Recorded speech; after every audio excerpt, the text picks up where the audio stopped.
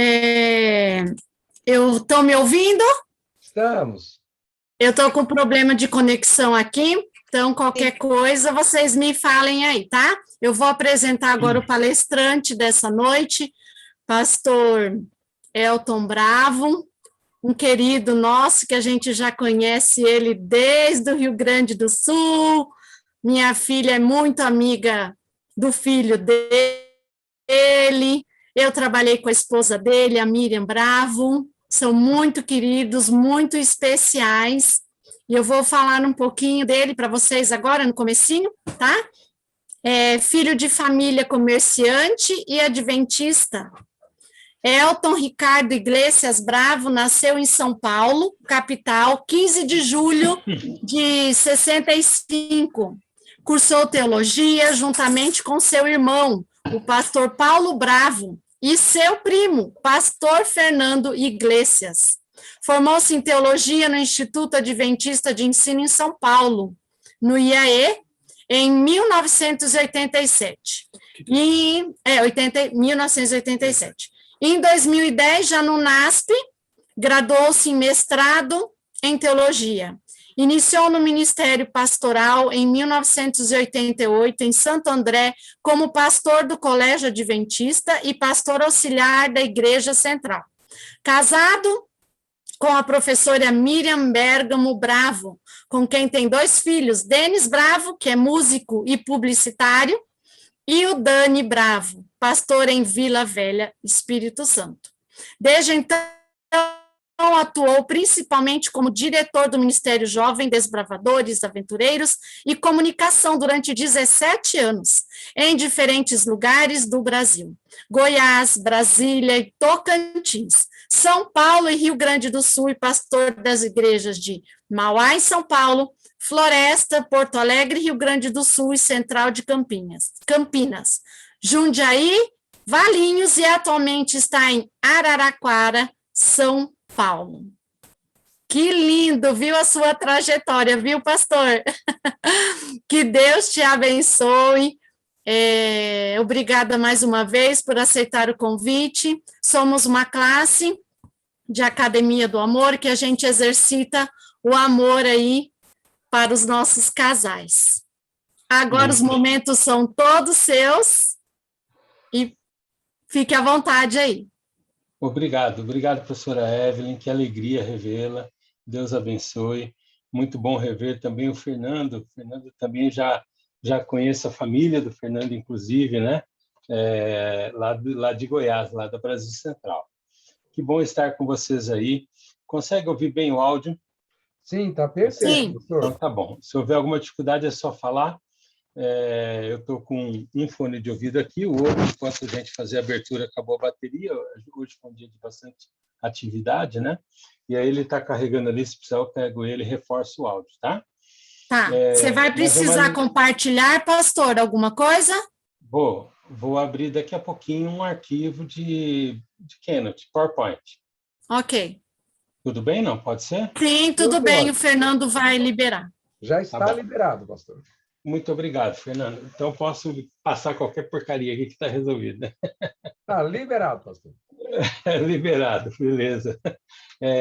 Parabéns pela iniciativa, viu, queridos? É um momento muito especial da história, mas em qualquer tempo, ter uma classe para casais, uma classe com esse nome tão sugestivo, Academia do Amor, permitindo que haja sempre o trabalhar do amor, né? O amor, ele é uma planta, ele precisa ser trabalhado. Pastor, porque eu me casei, a gente era muito feliz, a gente se amava muito, mas o amor foi acabando. Essa é uma frase comum e ela não é novidade. Amor vai acabando mesmo. O amor, ele é eterno. Que lindo! Essa é a poesia do amor, né? E aí você vai falar, pastor, não acredita nessa poesia? Claro que eu acredito. Mas o amor que é eterno é o amor que vem de Deus. É o amor conforme a orientação de Deus. O amor humano, regido pela natureza pecaminosa, ele não é eterno. Ele tem que ser trabalhado, tem que ser regado para que ele possa ser compreendido, para que ele possa vencer as barreiras, as dificuldades, e aí sim ele se torna eterno. Vou pedir para a Miriam aparecer aqui só para dar um oi para todos aí. ela está num outro computador ali, mas do computador de onde ela está, ela não está conseguindo acessar a câmera, tá? Então, essa é minha esposa. Oi, Miriam, um abraço para você. Ela não está na mesma câmera que eu, então, por isso, pedi para ela dar uma passadinha aqui para dar um abraço a todos, né? Eu estou falando no fundo. Um abraço, Miriam. Boa noite, tudo bem com vocês? Boa noite, Miriam. Boa noite, Evelyn. Oi, tudo jóia? Tudo jóia, querida. Um abraço aí, viu? Feliz sábado. Para vocês também. Tchau. Tchau. Obrigado. Não, leva os letes junto. Nós temos um pastor alemão aqui, enquanto a Miriam estava falando, ele estava querendo aparecer no vídeo também, estava focinhando aqui embaixo. Bom, vamos lá. Dá para ouvir ainda? Dá para ouvir ainda? Perfeito. Está ligado o áudio? Então vamos adiante, tá? Eu estava colocando que o amor, ele tem que ser trabalhado, ele tem que ser regado. O amor é eterno enquanto Deus é eterno. Daqui a pouco a gente vai chegar nesse ponto dentro do nosso bate-papo.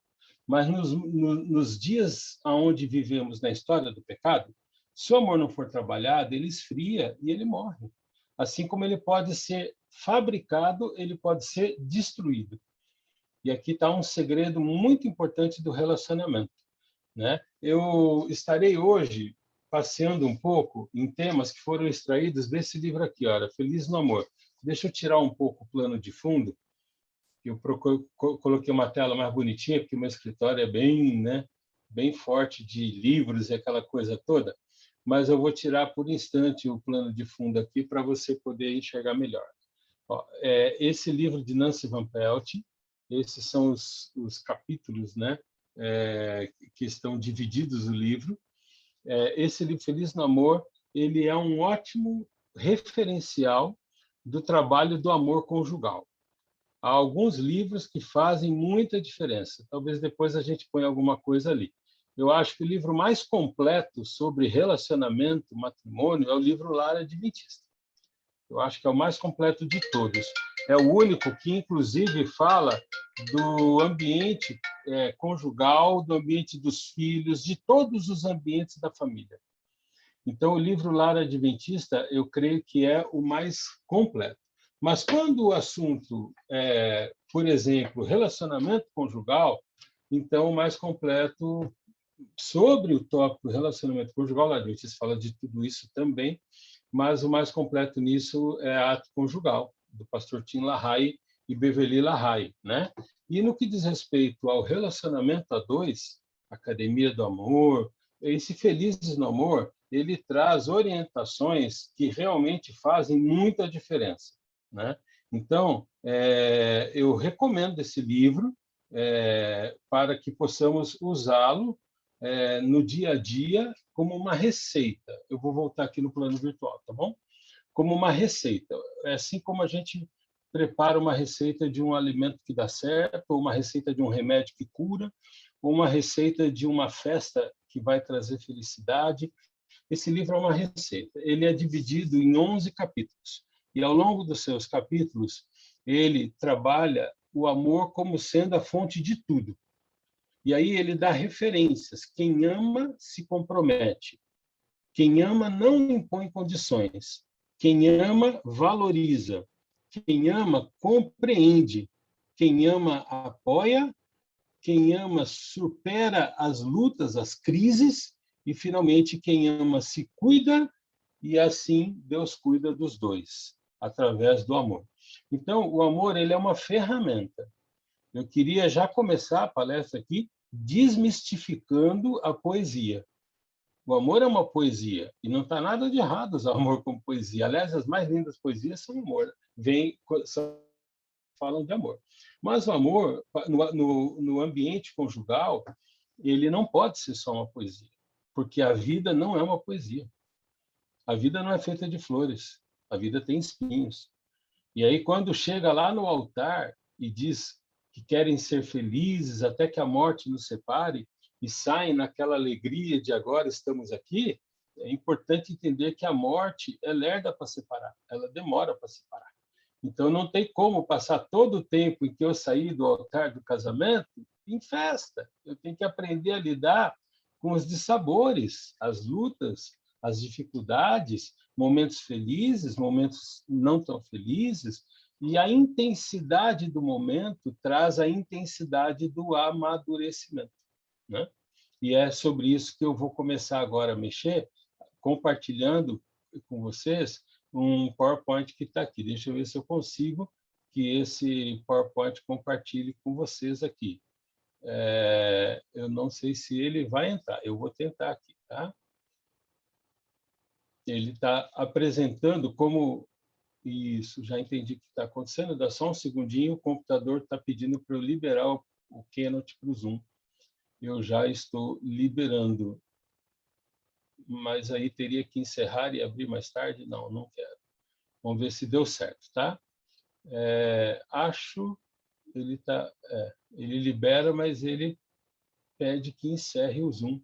Eu teria que sair. O senhor tinha conseguido, tinha aberto e depois fechou novamente. Então eu vou pôr de novo, acho que agora deu. Pronto. Entrou, né? Entrou. Entrou. Então tá bom. Vou colocar aqui na tela cheia para apresentar. Então aqui é a tela introdutória, né? Traz os segredos da vida 2 como sendo o desafio para a gente desenvolver neste momento, né? Felizes na pandemia é o tema do nosso bate-papo. Será que Deus criou uma cara metade para cada um de nós? Esse é o primeiro mito que tem que desmistificar. Será que Deus criou uma cara metade para cada um de nós? Se Deus tivesse criado uma cara metade para cada um de nós, eu teria muito trabalho para descobrir em que lugar do planeta está a minha cara metade. Será que ela está no Japão? Será que ela está na China? Ih, na China complica, hein? Vai vir aqui, vai comer morcego. Não dá muito certo. Existe uma questão chamada livre-arbítrio. E a escolha da minha cara metade, ela pauta, sim, em valores que Deus nos dá como orientação na Bíblia, mas ela passa pelo meu livre-arbítrio. Então, quem escolheu a minha esposa e quem escolheu a mim somos nós, a Miri e eu. Nós somos culpados pela nossa alegria ou pela nossa dificuldade. Por isso, o processo do relacionamento não começa no casamento. Ele começa no namoro. Deixa eu falar um segredo aqui para vocês, a gente vai interrompendo e voltando, que é para poder conseguir se ver também, tá bom? Namoro foi feito para dar errado, você sabia disso? O casamento foi feito para dar certo. Quando um casado namorado começa a namorar e viu que deu certo, é melhor casar. Porque se não casar, vai fazer besteira. Na hora que eles perceberam que deu certo, o namoro cumpriu seu papel. Tem que ir adiante. E aí vem o noivado e, finalmente, o casamento, né? Então, não há defeito nenhum em um casal de namorado tentar dar certo e, se respeitando, desenvolverem a amizade, mas não ir adiante o relacionamento. E, então, eles vão para um segundo namoro, um terceiro namoro. Agora, o casamento é um. Assim Deus criou para ser um. E aí, então, quando Deus disse que estejam unidos e o que Deus uniu não separe o homem, ele está tratando de uma receita que é mais do que uma receita mágica. É uma receita capaz de vencer todas as dificuldades. Mas, para isso, há que se ter maturidade no amor. E que hora que vem a maturidade no amor?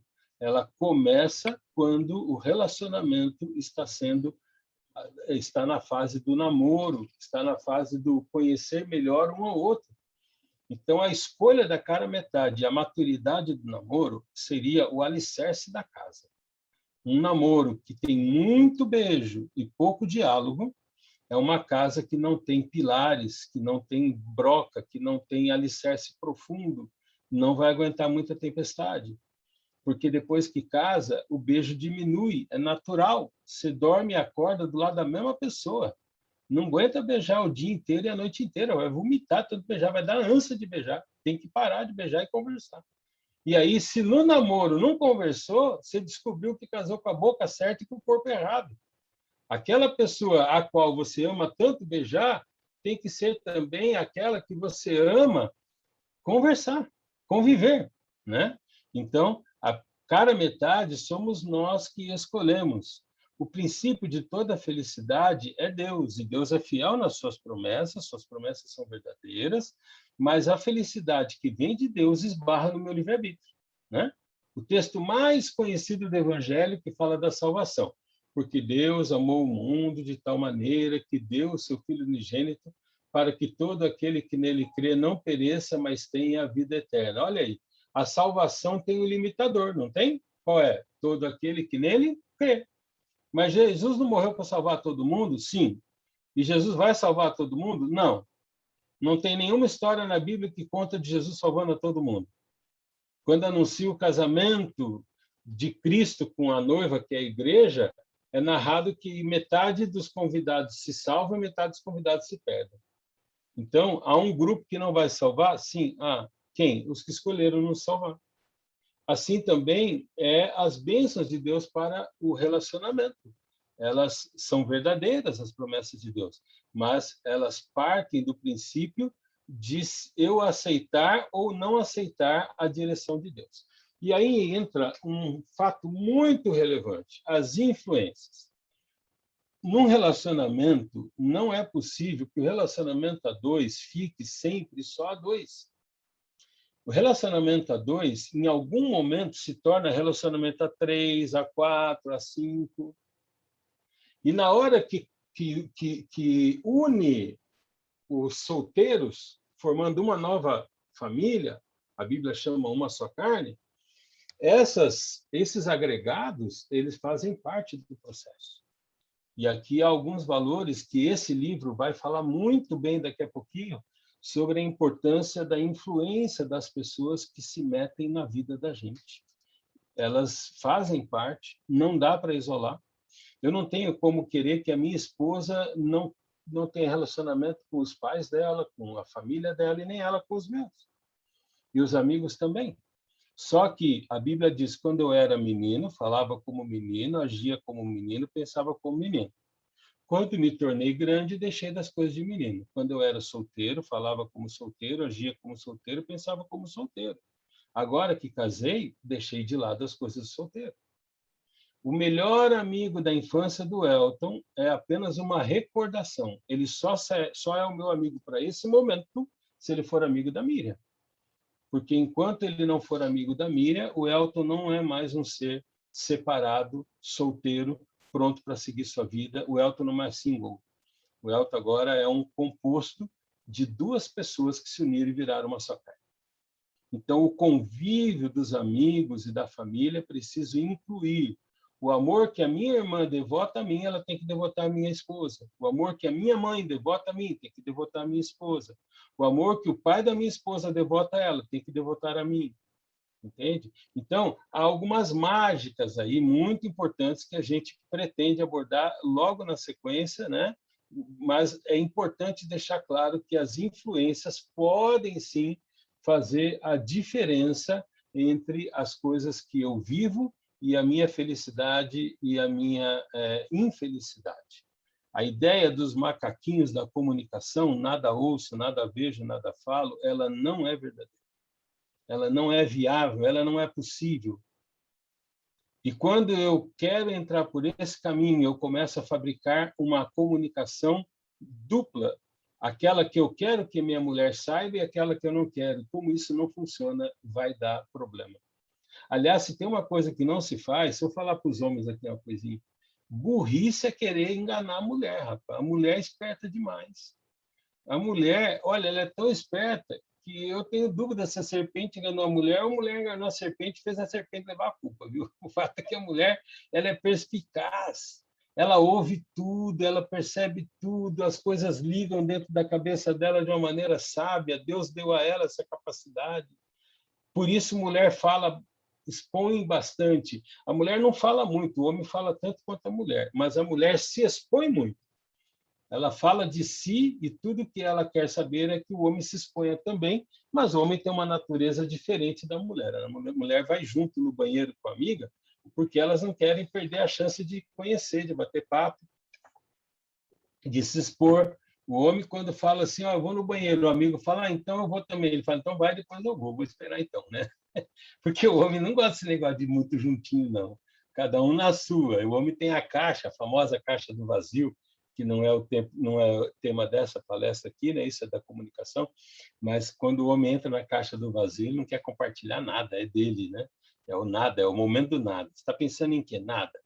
E a mulher fala, então fala comigo. Se eu falar com você, eu vou parar de pensar em nada, né? Ah, mas você está pensando em nada, deixa eu entrar. E que daí o nada deixa de ser nada. O homem precisa de ter o momento do nada, né? A mulher não. Então, a mulher ela precisa de compartilhar. E aqui eu vou dar só uma dica rápida, embora esse não é o tema principal. Mulheres, nos ajudem. Nós não sabemos compartilhar na intensidade que vocês gostam. Então, quando vocês querem saber uma coisa, pergunta, seja objetiva na pergunta. O homem ele é muito objetivo na maneira da comunicação. O homem vai viajar, ele volta de viagem, a mulher fala, e aí, ficou uma semana fora, que bom que você voltou. Conta para mim, como é que foi? Ele fala, foi tudo bom. Isso. E ela fala, tá, mas conta tudo. Então, eu contei tudo, foi tudo bom. Não, mas fala tudo. Então, ó, foi tudo bom. Tá certo. E ele, a partir daquele momento, vai parecer um retardado. Sabe por quê? Porque ele não sabe o que você quer saber. Na cabeça dele, ele só vai contar assim, se aconteceu uma coisa que é relevante para você ou para vocês dois, né? Então, ele não foi atropelado, ele não perdeu a perna, ele não matou e não roubou, não tem nada para contar. Aí a mulher fala, mas vem cá, então vamos lá, deixa eu te ajudar, né? Você viu alguém lá que eu conheço? Claro, eu vi tua irmã. Minha irmã estava lá e você não ia contar? Ah, é coisa da tua irmã, não tem por que eu ficar contando. Não, é relevante para mim. E ela estava com quem? Com o namorado. Minha irmã está namorando, você não ia contar? Aí ele vai descobrindo que ele tem muita coisa para contar, mas ele não sabia por onde começar e nem o que era relevante, né? Então, mulheres, nos ajudem. O fato é que no relacionamento a gente vê tudo, ouve tudo, fala tudo, e é importante que isso aconteça de maneira tranquila, né? Mas não é só a gente que vê. Os filhos também veem. As influências que nós passamos. Eu vou compartilhar um vídeo aqui que foi feito exatamente por conta desse problema. O nome desse vídeo é Crianças Veem, Crianças Fazem, né? Children See, Children Do. É um vídeo de uma música em inglês. Foi uma campanha feita para ajudar a entender como que os pais ensinam os filhos o que não pararam para pensar e ensinar. As influências não são aquilo que a gente ensina, é aquilo que a gente faz. Porque pais são mais do que professores, são um modelo de vida. O que os pais ensinam para os filhos, eles descobrem quando os filhos se tornam adolescentes e adultos. Aquilo que eu falo não é mais forte do que aquilo que eu faço. O sermão que realmente influencia a vida da minha família é a maneira como eles me veem quando eu tiro a máscara. Na rua, a gente usa máscaras. E as máscaras da rua ensinam a gente a achar que as pessoas veem aquilo que a gente quer que veja. Se eu quero que meu filho aprenda amor, eu tenho que amar a mãe dele. Se eu quero que meu filho aprenda a ser cordial, a ser uma pessoa ajudadora, eu tenho que praticar isso. E ele vai ver eu praticar, e na medida que ele vê, ele aprende, né? Tem uma historinha muito curtinha, muito interessante, que diz, na África, quando o sol nasce, a gazela e o leão veem o sol, sai correndo.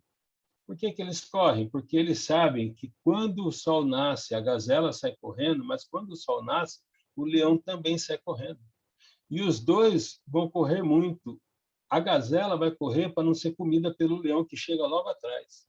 E o leão vai correr porque, se ele não comer a gazela, ele é que morre de fome. Então, quando o sol nasce na África, alguém vai morrer de fome. Daí o ditado que se tem não importa se você é um leão ou uma gazela. Se você estiver na África e viu o sol, é melhor sair correndo, né? Porque ou você vai morrer de fome ou você vai morrer matado por aquele que vai te perseguir. A vida nos ensina isso. Simplesmente sai correndo. E nessa de sair correndo, a gente vive princípios que não parou para pensar. Eu trouxe aqui uma ou duas ilustraçõezinhas para a gente compreender. Você já parou para pensar que o homem é o único animal que, quando está com sede, não se esforça apenas em beber água, bebe refrigerante, bebe cerveja, bebe qualquer coisa, suco. Um grupo de amigos num shopping center. Rapaz, estou com uma sede, vamos numa lanchonete que eu vou comprar uma água mineral. Ninguém fala isso. Se ele é do ramo crente, ele fala, vou tomar um suco. Se ele é do ramo tô nem aí, ele fala, vou tomar uma cerveja. Se ele é do ramo menor de idade, fala, vou tomar uma Coca-Cola, né? Um refrigerante. Tudo que não mata a sede é o que ele fala que vai tomar. De onde que veio essa influência que água adoçada e gasosa consegue matar a sede? É a influência do mundo. O mundo faz a nossa cabeça sem que a gente dê permissão. E agora, com esse crescimento da mídia social e das formas de mídia, onde até o vovô tem o WhatsApp e acessa a internet, muito mais ainda. E aqui existe um ponto que poderia ser tema de um outro diálogo muito importante. 90% dos filhos dos filhos que saem da igreja estão se perdendo por conta da rede social e os pais não percebem. O filho é pequeno e já está escolhendo o que ele quer ver no YouTube. YouTuber é um cara, ou uma mulher, ou um homem, tanto faz, é uma pessoa que está preocupado em ganhar like para fabricar dinheiro. Ele não tem compromisso com a verdade. O que dá mais like? Eu falar de Jesus ou eu contar uma piada suja? O que dá mais like? Eu mostrar uma fotografia da igreja ou mostrar uma fotografia de uma mulher pelada ou de biquíni sensual na internet? Então, os YouTubers, eles apelam o tempo todo. Porcaria faz parte do produto que ele tem para oferecer. Tudo que ele precisa é que as pessoas vejam. E no aumento de views, ele ganha dinheiro. As crianças, os adolescentes, os jovens, os adultos e até mesmo os pais e as mães estão hoje mergulhando em lixo e permitindo que a sua cabeça seja enxertada das informações mais terríveis que existem, mais perniciosas que existem. Cuidado, aquilo que nós nos conectamos nos leva aonde vamos. E a pergunta é, estamos conectados com quem? Né? Com Deus ou com o mundo? Já diz a Bíblia, as más companhias corrompem os bons costumes. E ainda diz mais, dize-me com quem andas e te direi quem tu és. Lembre-se que um demônio não virou demônio porque ele resolveu brigar com Deus. E um demônio não virou demônio porque ele resolveu pecar. Demônios e anjos eram todos anjos. O dia que um grupo de anjos resolveu se conectar com uma galera de Lúcifer, virou inimigo de Deus antes de pecar. Quando os anjos viraram demônio e foram expulsos do céu, eles ainda não tinham roubado, matado, mentido, só Lúcifer tinha. Os outros tinham acreditado em Lúcifer. A base da escolha do pecado não é o pecar, é a conexão, é com quem eu ando. Um anjo vira demônio somente porque escolhe uma galera errada. O meu filho é um anjo que vira demônio quando ele escolhe uma galera errada. A minha esposa é um anjo que vira demônio quando escolhe uma galera errada. E eu também viro demônio se escolho a galera errada. Eu vou usar uma frase para você, não se esquecer dela jamais. Quando seus amigos não gostam de Deus, troque de amigos ou eles vão fazer você trocar de Deus. Se você tem amigos que não gostam de Deus, troque de amigos ou eles vão te levar a trocar de Deus. Então, as conexões fazem grande diferença, né? A Bíblia diz sobre tudo que deve guardar, guarda o teu coração, porque dele procedem as saídas da alma, está em Provérbios 4, 23. E esses cuidados envolvem o que vê, o que faz, o que fala, lembra dos macaquinhos? E a gente, com isso, começa a enxertar luz.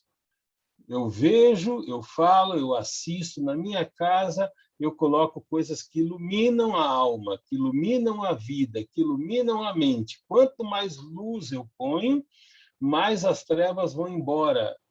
Um segredo muito, muito, muito importante. Não se vence o pecado. Deus nunca mandou o ser humano vencer o pecado. Deus não falou para você, vença o pecado, lute contra Satanás, derrote Satanás. Você não tem esse poder.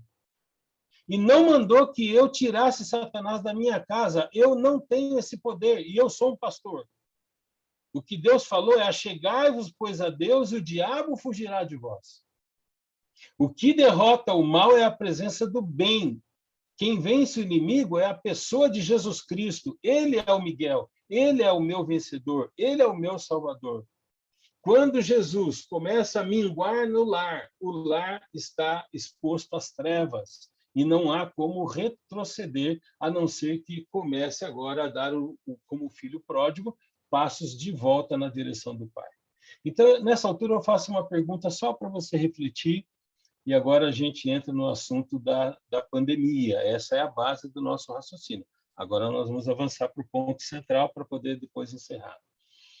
Como está o culto familiar na sua casa? Só para você refletir.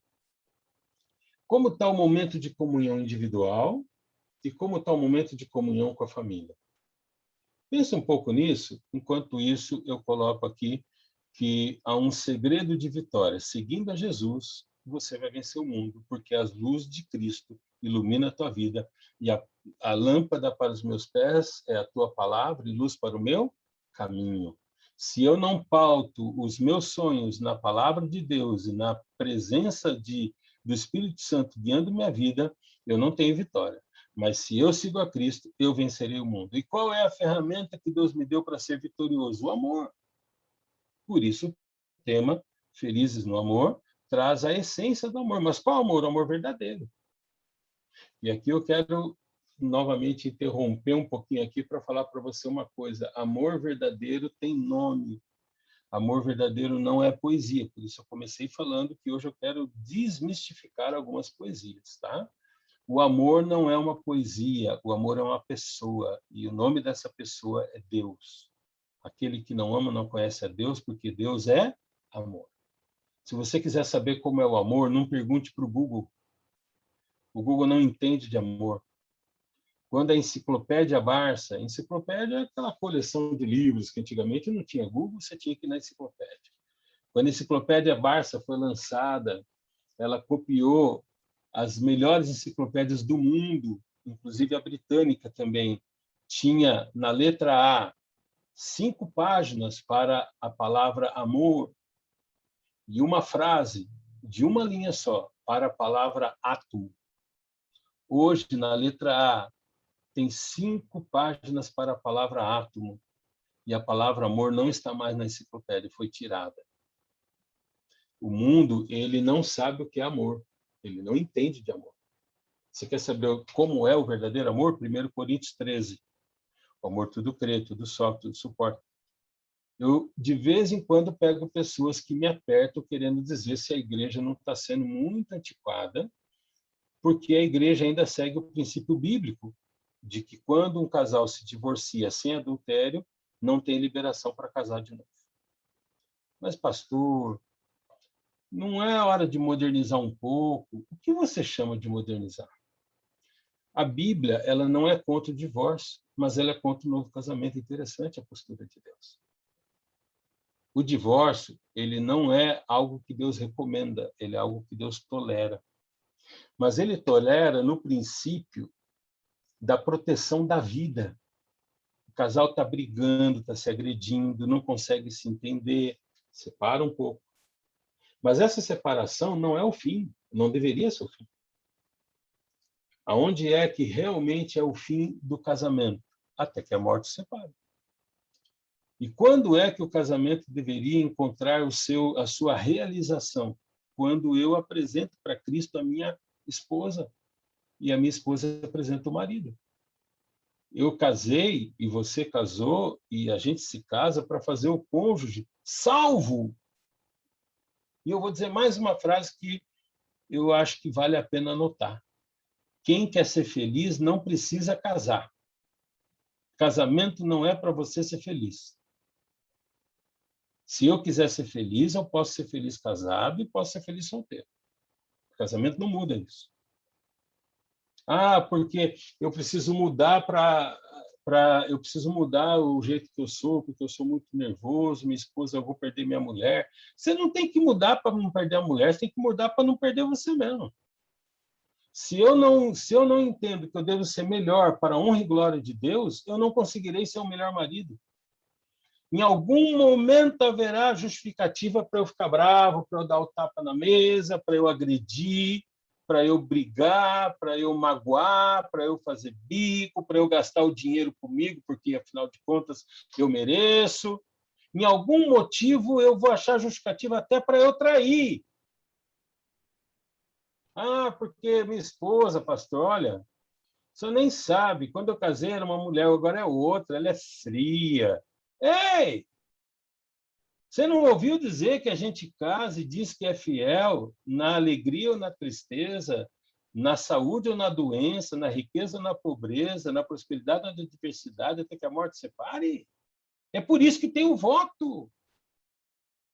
Então, quer dizer que um marido que a esposa sofre um acidente, ou uma esposa que o marido sofre um acidente, e ele não funciona mais como homem, pode divorciar. Ele não tem mais um homem para poder fazer relação com ele na cama, ou não tem mais uma mulher para fazer relação com ela na cama. Eu não dependo do sexo para ser feliz, o sexo é bom. Eu tenho uma telinha que eu falo isso. O sexo é bom, está tudo certo, não tem nada de errado. Deus não quer que você faça sexo enquanto solteiro e Deus não quer que você pare de fazer sexo depois que casa. São duas vontades que Deus tem. Deus fala assim, não faz sexo sem casar. Aí depois que casa ele fala, não para de fazer mais, continua. Se tiver saúde, vai em frente. Porque eu coloquei vocês para amarem-se completamente. Não tem nada de errado no sexo. O sexo não tem pecado nenhum, o sexo é santo. Ele foi criado no Éden, quando não tinha pecado, numa sexta-feira, quando o sábado foi o dia da lua de mel. Então, eu não estou falando nada disso. O que eu estou falando é que isso não depende da felicidade. A felicidade não depende de sexo, não depende de dinheiro, não depende de momento melhor ou momento pior. Tem que superar tudo isso, e a dois é mais fácil. Por que que Deus tolera o divórcio e não tolera novas núpcias, pastor? Explica para mim. É simples, amado. É porque eu preciso recompor a comunicação para poder unir de novo. Se está muito difícil, estão se agredindo, para que não haja nenhum dano físico, às vezes é melhor mesmo dar um tempo. Mas isso não significa que o casamento não pode ser refeito. O amor não pode ser plantado, regado, trabalhado e restaurado, né? Eu vou voltar aqui, porque agora, como chegou na parte central, senão eu daqui a pouco me perco no tempo aqui, tá bom? Mas se você tiver uma pergunta e houver tempo no final, respondo com o maior prazer, tá? Então, dentro disso que a gente veio dialogando até aqui, a gente já entendeu que existe no ambiente do relacionamento itens que devem ser trabalhados e Deus é a referência do verdadeiro amor, certo? Comecei aí, parei aí agora para chegar no ponto do Covid. Pastor, não está E compartilhando. viveram felizes para sempre. É o que se conta nas histórias de amor, especialmente histórias pautadas nos contos de fada. Pastor, Será? E agora aí, então, voltou. qual é a frase que realmente embala o casal para começar o felizes para sempre? Enfim, sós, né? Eles chegam naquele quarto, na lua de mel, num hotel no Caribe, um olha para o outro e fala com aquela... Oi, voltou? Oi, alguém me chamou? Agora voltou. Antes não Está estava. dando para ouvir, não? O principal alvo do pecado foi o matrimônio. O homem e a mulher tiveram problemas como nunca tiveram antes. Adão comeu do fruto proibido para morrer junto de Eva, porque ele viu que Eva ia morrer. Na hora seguinte que ele mordeu o fruto e Deus apareceu, Adão já estava botando a culpa na Eva para dizer assim para Deus, mata ela, mas não me mata, ela é culpada. Então, o pecado trouxe a concepção do viver nus, e o enfim sós foi agora, além do pecado, ele foi agora alterado por isso aí que vocês estão vendo. O tal do lockdown. O que é o lockdown? Enfim sós. Não pode sair de casa. E viveram felizes para sempre, mas agora por uma obrigação de lockdown. E eu te digo, um casal deveria estar feliz pelo lockdown. Ele pode ter dificuldade de dinheiro, de emprego, de comércio, porque não abriu, porque não dá para vender, para comprar. Ele pode ter qualquer dificuldade na vida, menos no casamento. Porque agora eles têm tempo um para o outro. O lockdown fez eu ficar, enfim, sós.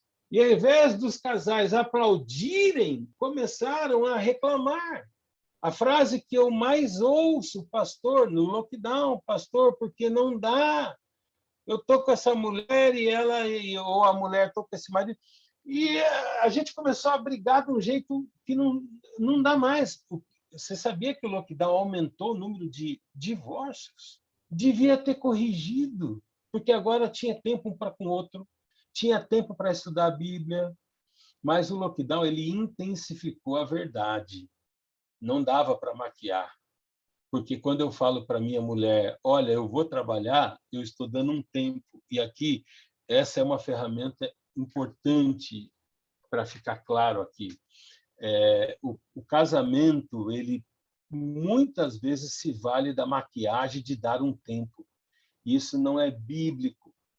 Isso não é a maneira como Deus criou.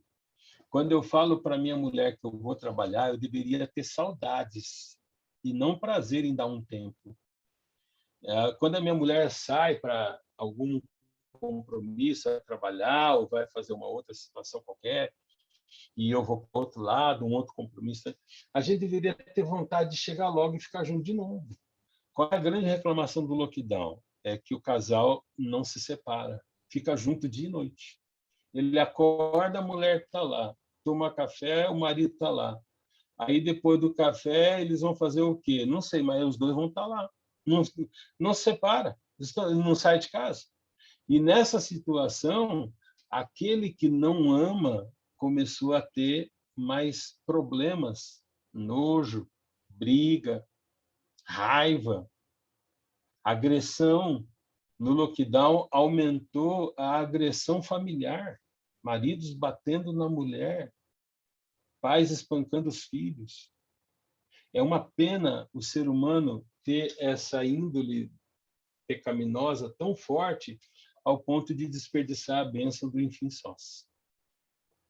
No lockdown, aumentou a pornografia nas redes sociais. Aumentou a venda de bebida alcoólica no comércio.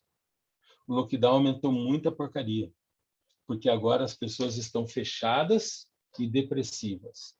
É verdade que tem algumas coisas que o lockdown trouxe que traz apreensão, medo, e isso atrapalha o relacionamento, como atrapalha tudo na vida. Mas também é verdade, o lockdown trouxe oportunidades e até milagres. O alicerce da família no lockdown é o mesmo do que fora do lockdown. Felizes no lockdown é o tema, né? E qual é o alicerce? É Deus, com ou sem lockdown. Porque o coronavírus não teve poder sobre Deus. Ele não pôde calar a boca da fé. A minha igreja foi fechada, mas minha boca não. A internet virou meu púlpito. Os meus irmãos também pregaram pela internet. Os membros da minha igreja mandaram o WhatsApp para lá e para cá. E nós estamos aqui falando, cada um num canto. Eu estou em Araraquara e só minha mulher está aqui em Araraquara comigo. Até essa plataforma Zoom que estamos usando hoje aqui é um dos prêmios que o lockdown nos trouxe. Então, Deus ele abençoou a gente no lockdown. O lockdown parou o planeta, mas não parou a igreja, nem parou as bênçãos de Deus. Embora a gente teve que usar máscaras e teve que ter um protocolo diferenciado, né? Mas é no lockdown que se desenvolveu uma fé maior, uma superação maior e verdadeiros milagres também. Aqui eu quero interromper a tela para te falar uma coisa muito, muito, muito relevante e também sensível. Talvez eu estou falando com pessoas que perderam alguém querido no lockdown e que está ouvindo o que eu estou falando agora do Covid. Pastor, do Covid, meu filho, fica aqui o meu respeito, o meu carinho. Eu tive Covid, minha esposa teve Covid, meu filho menor. Todos nós saímos do Covid numa boa. Não tive nenhum agravamento, graças a Deus, nem minha mulher, nem meu filho. O meu filho, que é casado, mora no Espírito Santo, pastor lá, teve Covid, minha nora teve Covid, e meu neto de 1 ano trouxe muitas lutas. Trouxe muita dificuldade financeira, dificuldade de vida, de saúde, mas não era para ter trazido problema de relacionamento. E aqui eu quero te comentar rapidamente a reação que eu aprendi quando o pastor Novaes, Genival Novaes, que é aqui ele trabalha em Sorocaba, na APS, e ele dirigia um carro voltando de férias. Ele é de uma família goiana que eu conheço muito. Ele dirigia um carro voltando de férias com a esposa Marley e atrás os filhos. O Brenner era o filho homem que estava, inclusive, fazendo teologia, ele se formaria naquele ano, e a Lise estava do lado do irmão. E o carro capotou, aquaplanou e capotou, com ele dirigindo, e quando capotou, ele e a esposa se livraram sem maior dificuldade, machucou, mas nada que oferecesse perigo de vida. Mas a filha dele foi socorrida e foi para o hospital entre a vida e a morte, ficou um bom tempo ali até começar a melhorar, graças a Deus a filha sarou. E o filho morreu no asfalto. Quando a polícia, a ambulância veio recolher, o filho já estava no último momento de vida, antes de chegar no hospital ele morreu. Morreu ali na estrada mesmo. No dia seguinte do acidente, o pastor Novaes tinha uma filha tendo que lutar contra a morte no hospital e um filho para ser enterrado. E ele, com uma dor imensa de ter sido o motorista que dirigiu o carro, e sempre fica aquela ideia, não teve culpa nenhuma, o carro acaplanou, foi um acidente. A palavra acidente existe justamente para dizer que é um acidente.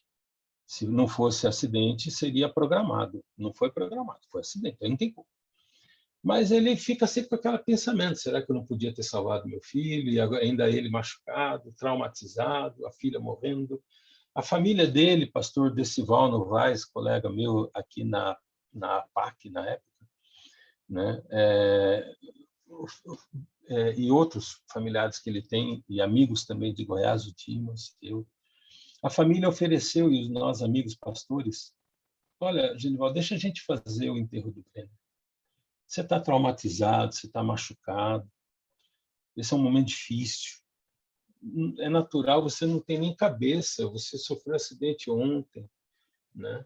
Ele olhou e falou assim, eu fui o pastor do meu filho em vida. Eu fui o pastor do meu filho. Sou eu que vou enterrar ele. Não, claro, mas deixa que a gente fale, então. Não, eu fui o pastor do meu filho. Eu que vou falar. Não tenha vergonha, se você não aguentar, a gente sabe que não é. Não. Pode deixar comigo. Eu estou muito triste, mas eu ainda sou pastor. Eu vou falar. Ele fez o mais lindo sermão de funeral que eu já vi na minha vida. Por respeito, eu não copiei. Pastor, às vezes, tem mania de pegar uma história bacana e querer fazer igual no próximo. Não fiz. Não fiz porque aquele pertence ao Brenner e pertence a ele, como pai. Mas, como pai, ele dizia ao longo do sermão que o sermão dele foi, a palavra do sermão dele foi obrigado, Senhor. Esse é o resumo do sermão dele. Falar na morte do filho uma palavra de gratidão. Agradecer o quê? Ele dizia, obrigado, Senhor, porque o Senhor me deu o Brenner. Porque eu tive o privilégio de ser o pai do Brenner. Obrigado, porque como o Senhor me deu o Brenner me fez feliz, fez Marley, abençoou a nossa vida. E obrigado porque enquanto o Brenner esteve aqui conosco, vivo, ele escolheu o seu caminho, ele seguiu o caminho do pai, da mãe, de Cristo. O Brenner, ele fazia teologia, já estava dando um monte de estudo bíblico, ele era um menino muito focado na missão. Seria um ótimo pastor se não tivesse sofrido acidente. Então, tudo isso ele foi agradecendo. Mas ele usou uma frase para começar o sermão do funeral e ele repetiu a mesma frase para encerrar o sermão. E eu vou dizer essa frase para você agora. A frase foi a seguinte: a criatura não é maior que o Criador. A morte não é maior que o Salvador. A criatura não é maior que o Criador. O Brenner morreu, mas Deus está vivo. E como o Criador é maior que a criatura, agora não é hora de endeusar o meu filho que morreu, e sim apegar-se a Deus, que é quem vai ressuscitar o meu filho, porque a morte não é maior do que o Salvador. Então, queridos, pode acontecer de alguém ter morrido de Covid ou de qualquer outra causa nesses dias, e você está com o coração enlutado. Mas eu digo para você essa frase que eu aprendi com o pastor Genival Novaes. A criatura não é maior que o Criador. E a morte não é maior que o Salvador. O Covid foi uma injustiça, não só pela morte que ele causou, pelas desgraças. Sabe qual foi a frase que eu mais ouvi durante o Covid e ainda ouço nas lives da igreja, nos grupos de oração, nas vigílias? Não, porque Deus, já não aguentamos mais, está na hora do Senhor nos livrar. Precisamos que o Senhor atue e acabe com isso. Gente, Deus não criou Covid, não. E Deus não estava esperando você estar no limite para ele livrar você do Covid. O Covid é fruto do livre-arbítrio da humanidade, assim como as outras coisas que o pecado pôs. Mas enquanto o Covid estava causando tantas injustiças, Deus estava atuando. Ele estava restaurando vidas, restaurando casamento, dando saúde, e aquele que morreu em Cristo vai ressuscitar. Deus ainda vai consertar. Então, é com muito carinho, muito respeito que eu estou falando desse assunto do Covid. Mas também estou falando para você que o Covid, sim, foi palco para muitos milagres, porque ele nos ajudou a compreender a superação, a fé e ver a mão de Deus. Eu quero falar uma outra frase para você muito interessante. Quanto maior a luta da vida, maior a chance do milagre de Deus. Se você passar um momento muito difícil, fica tranquilo que quando você vencer, você vai ser muito mais forte. Deus não tem como fazer um grande milagre se não tiver um grande problema. Os milagres ocorrem quando as coisas são impossíveis. Então, quando eu tenho algo que é impossível, eu penso assim, graças a Deus eu tenho algo que é impossível para mim. Senão eu ia achar que eu dou conta. Agora eu entendo que se não é Deus, eu estou ralado. E aí eu deixo Deus agir. E aí ele faz o milagre. É assim que funciona, né? Então, eu queria colocar para você que as famílias na pandemia tiveram que criar métodos de distanciamento. Dói ter que falar parabéns pela janela. Eu fiz isso com meu pai, que mora perto do NASP, perto do Nogueira. A gente foi lá cantar parabéns, ficamos na calçada, meu pai do lado dentro da casa, não pudemos dar um abraço, um beijo. O Covid tirou de mim o direito de beijar as pessoas que eu amo, tirou da igreja o direito de se abraçar. Eu não posso ir na porta da igreja dar um abraço em todo mundo. Mas que coisa tremenda, isso é poderoso. O abraço tem um poder que palavras não têm. Então a gente vai aprendendo. Você percebe que a gente aprendeu a ver o sorriso dos olhos? Porque não dá para ver a boca está tapada. A gente começa a ver o olho e começou a aprender a saber quando a pessoa está feliz, está triste pelo olho. Essa fotografia eu coloquei aqui porque ela traz essa parte que eu falei das perdas do Covid. Famílias que se tornaram órfãos na pandemia. Quem morreu não é quem está com a cara tapada, viu? É quem está com a cara aparecendo. Quem está com a cara tapada perdeu os que estão aparecendo e ficaram órfãos. Eu não sei se a luta maior é de quem morreu pelo Covid ou de quem perdeu alguém pelo Covid. Mas Cristo vai devolver. Cristo vai vencer. Cristo vai dar a vitória eterna. Por isso que a Bíblia diz que no céu não haverá morte, nem dor, nem doença.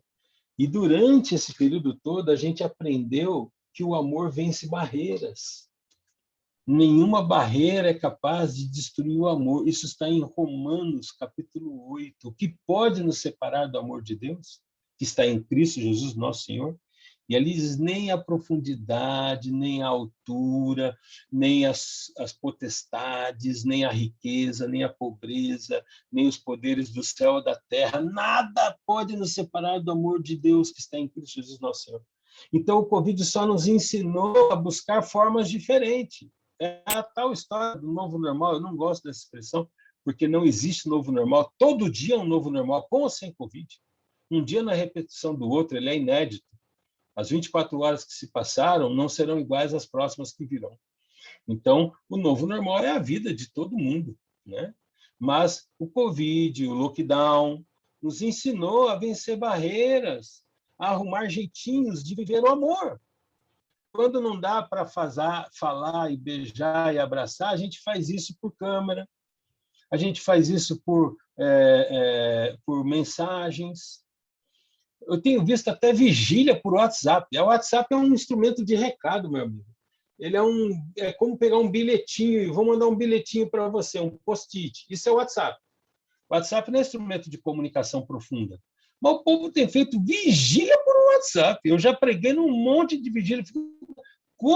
Quem pensou em fazer uma vigília por WhatsApp? Né? Funciona. Pastor, grava a oração aí, que na hora da oração eu solto sua oração. Então, o chefe da vigília vai passando as mensagens por 2, 3 horas ali, ó, lê esse texto, o pastor fulano vai comentar o texto, ouve esse áudio. Agora que você já ouviu o áudio, aí vai. É impressionante como que a gente é capaz de vencer as dificuldades.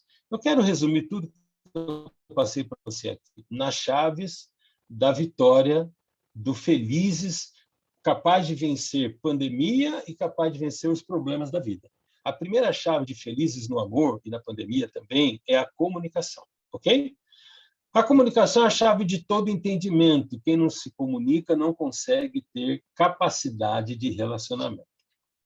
A comunicação, ela é a única ferramenta capaz de atravessar todos os problemas da vida. É a comunicação que resolve o problema sexual, é a comunicação que resolve o problema financeiro, é a comunicação que resolve o problema espiritual, é a comunicação que resolve o problema dos vícios, da saúde. Tá? Então, a comunicação é o primeiro item. Comunicação com Deus e comunicação com o próximo. A Bíblia chama comunicação de comunhão. E aí, esse livro da Nancy Van Pelt, ela traz esse gráfico. Esse gráfico é a única parte que eu copiei do livro. Não pus a página do livro, porque o layout não ficaria bom para uma apresentação aqui, mas o que eu estou pondo para você aqui é um resumo de um capítulo do livro que fala sobre as camadas da comunicação dentro do matrimônio.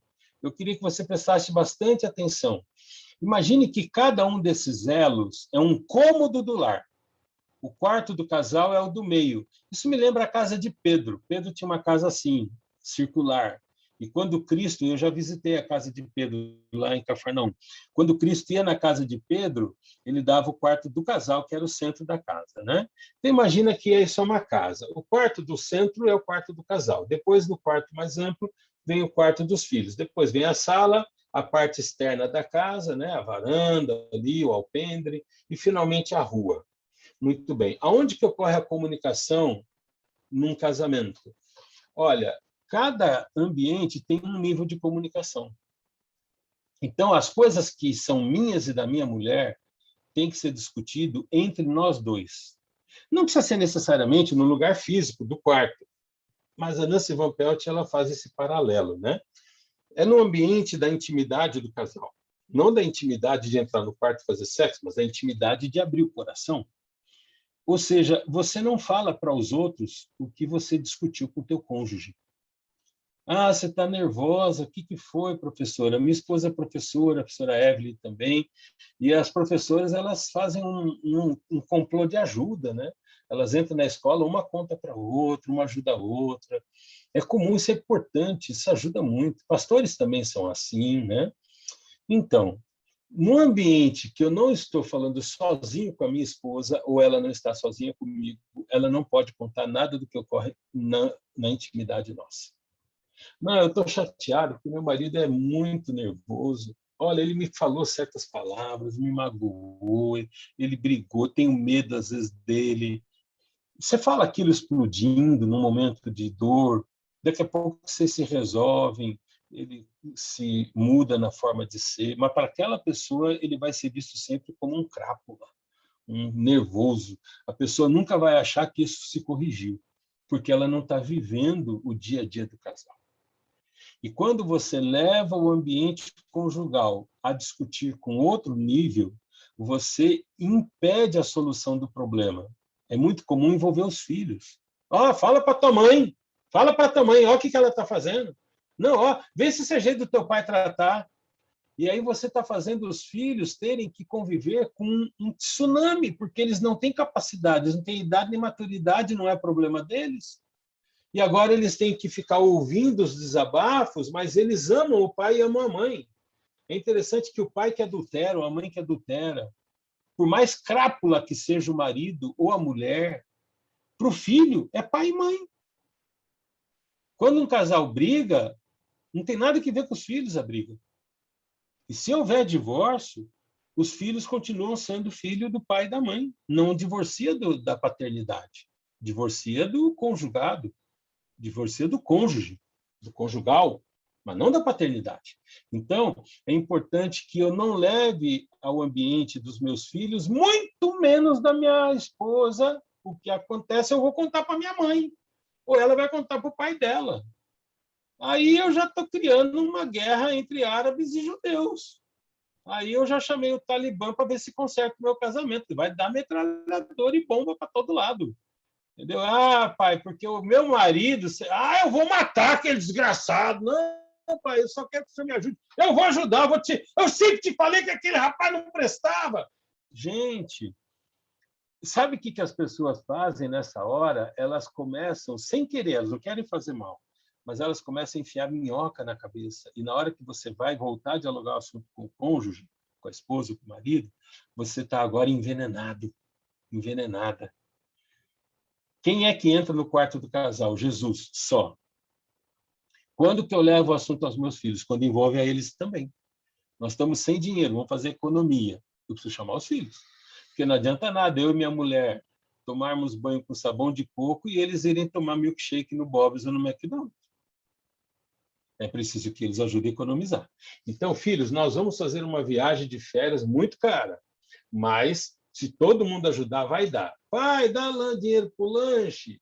Que tal levar uma maçã? É mais saudável e mais barato. Ah, pai, mas meus amigos, eles vão também fazer aquela viagem? É mesmo, né, pai? Então tá. Eu nem quero lanche, eu vou ficar na aguinha mesmo, porque eu quero viajar nas férias. Tá? Você entende? Quando o assunto envolve os filhos, eles devem ser chamados a dialogar, não num tom de desabafo. Eles vão sentar na mesa e ouvir o que tem que ser falado pelos dois juntos. Pai não desautoriza a mãe, mãe não desautoriza o pai na frente do filho. Não, porque eu mandei, sua mãe mandou, mas eu estou deixando. Não, não faça isso. Aí você cria a instabilidade na vida da criança. Ela vai ficar revoltada. E, no final, o que pensa que é bonzinho, não é bonzinho. Quando ela criar maturidade para saber o que aconteceu, ela transforma o vilão em herói e o herói em vilão. Não, minha mãe era legal, meu pai era duro, meu pai era legal, minha mãe era chata.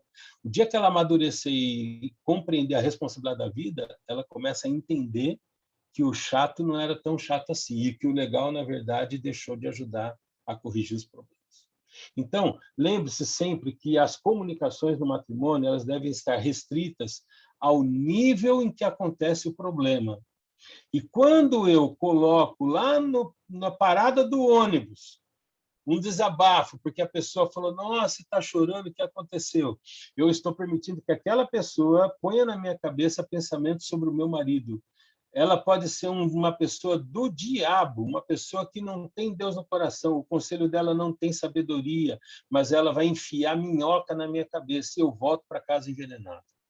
Eu quero citar para você uma coisa aqui, nessa altura, mas eu vou citar de maneira muito concisa e sem botar ilustração.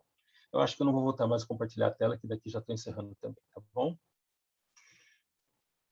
Quando minha mãe e a minha tia Zita é a mãe do pastor Fernando Iglesias. Minha mãe é mãe minha e do meu irmão, que também é pastor. Portanto, são 3 pastores aí, né?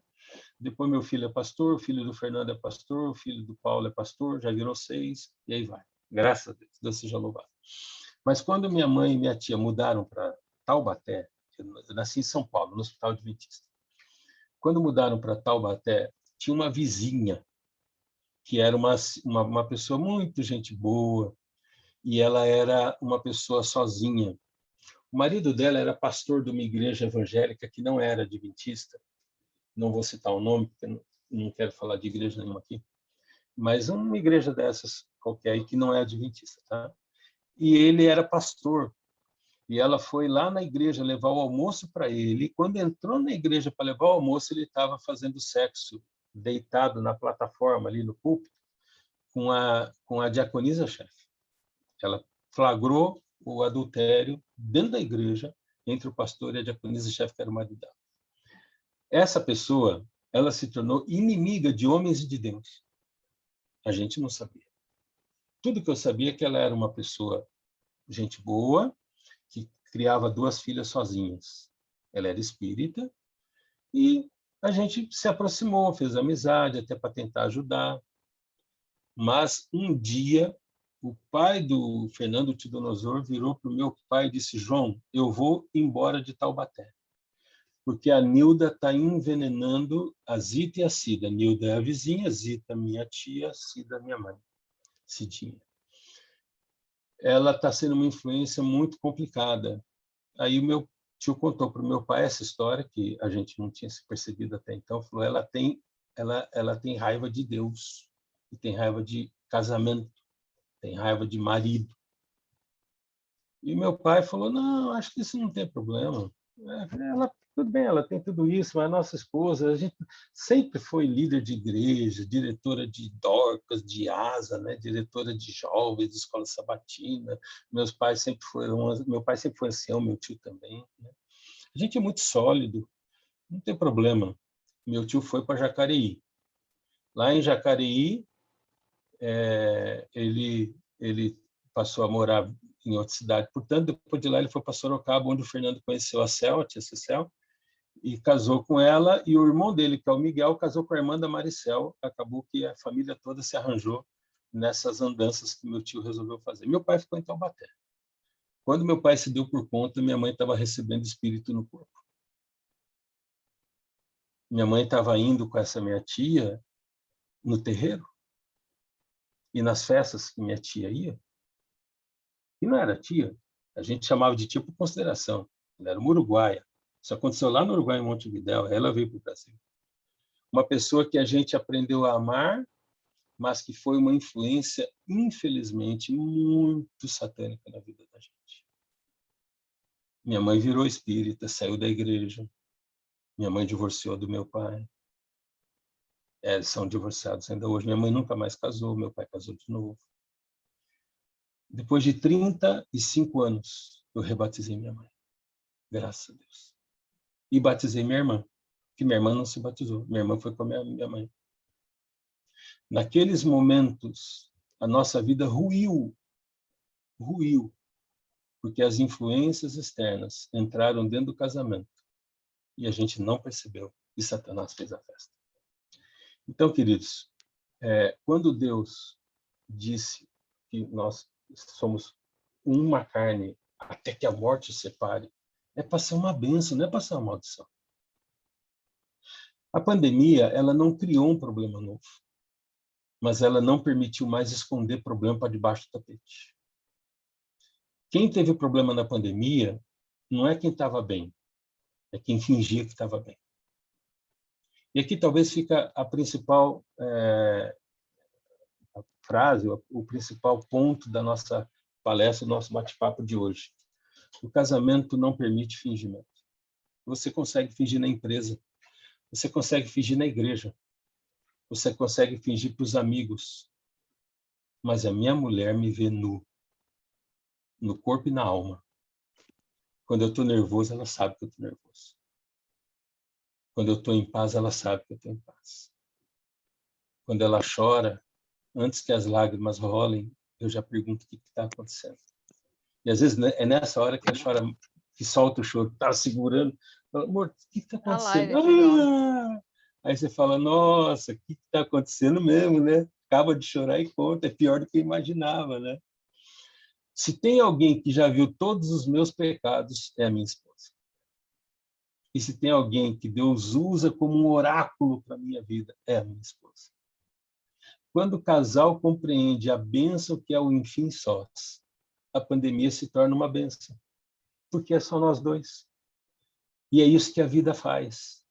Um dia você se aposenta, o trabalho não vai mais entrar no meio de vocês. Os filhos casam, os filhos não vão mais morar na casa com vocês. Vocês vão ficar juntinhos, velhinhos, quando não tem nada para fazer, um cuidando do outro, até que a morte se separe. Não há nada mais lindo do que um casamento que é suportado pelo amor que dura até que a morte se separe. Eu vivi essa ilustração muito clara no Rio Grande do Sul, Evelyn. Eu não sei se você vai lembrar, tem um casal da igreja do Sarandi, que ele ficou velhinho do lado da velhinha dele. Eu tive na bodas de ouro deles, e eles já estavam na boda de diamante, já tinha passado. Já. E aconteceu que a velhinha ficou doente. Quando a velhinha ficou doente, foi internada, no dia seguinte o velhinho também ficou. E aí ele foi ser internado e ele pediu no hospital se não podia ser no mesmo quarto da velhinha dele, né? E os médicos pensaram assim, vai ser legal porque um ajuda o outro. e o emocional ajuda a curar a doença. Então, vamos lá. E conseguiram botar os dois no mesmo quarto, cada um numa cama de paciente, mas no mesmo quarto. E aí as enfermeiras entravam para cuidar de um e de outro, tal, e aí a velhinha falou para a enfermeira: minha filha, eu tenho que te pedir, tu não pode me aproximar um pouco do meu velho? Eu não consigo, minha mão não consegue tocar nele. Traz a cama dele mais perto de mim, ou a minha para mais perto dele. E aí eles aproximaram a cama e eles podiam pegar na mão um do outro. E então eles pegaram na mão do outro e morreram juntos. Eles morreram na mesma hora, no mesmo minuto, no mesmo segundo. Saiu no Zero Hora e depois saiu na Globo para o Brasil todo. Um casal unido até que a morte os separe. E a notícia era: e nem a morte separou. Porque eles deram um jeito de conseguir pegar na mão do outro. Olharam um para o outro e, olhando um para o outro, se despediram e descansaram. Que Deus abençoe você. Lembre-se que não há doença, não há pandemia, não há crise no mundo que pode destruir o amor que está pautado em Deus. E se a gente conseguir entender isso, tudo que vem a gente supera, até mesmo a pandemia. Um grande abraço, obrigado por ter me suportado esse tempão todo aí, né? Era para ser uma palestra, virou quase uma vigília. Estou à disposição se tiver alguma pergunta, mas estou muito feliz de poder ter estado aqui. Que Deus abençoe vocês. Parabéns por este laboratório do amor tão fantástico que existe aí nesse trabalho que está sendo feito. Tá? Foi uma honra poder participar. Nossa, pastor, que mensagem linda. Não ia ser diferente, eu não esperava diferente, com certeza. Muito feliz quando você aceitou o nosso convite, de verdade. E como eu falei, essa classe é para casais, é para a gente estar exercitando o amor. E a sua mensagem, com certeza, veio a calhar muito bem aos nossos corações. E que Deus te abençoe mais uma vez. Vai vir mais vezes, viu, pastor? Não vai se ver livre de nós tão fácil assim. Será uma honra, viu? Ai, mas foi muito bom mesmo. Que Deus abençoe você, o seu lar, os seus filhos. Amém. E que vocês tenham um feliz sábado. Se alguém quiser falar alguma coisa também, está aberto aí para vocês falarem. Só para poder permitir ser coruja um pouquinho, esses são os meus filhos e a minha família, tá?